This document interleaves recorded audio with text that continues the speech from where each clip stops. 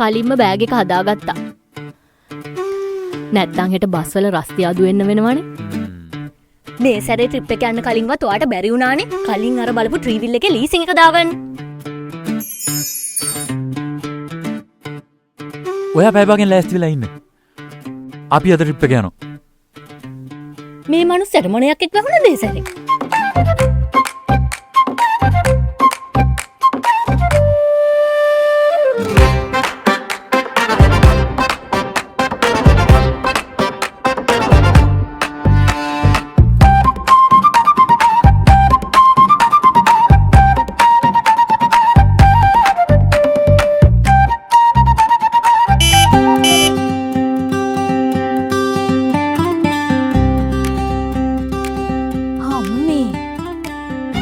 බාගෙන් lease එක දාලා අරගෙනත් ආවද?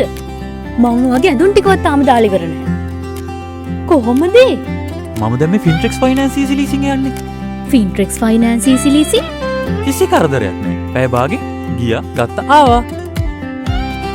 ෆින්ට්‍රෙක්ස් easy leasing.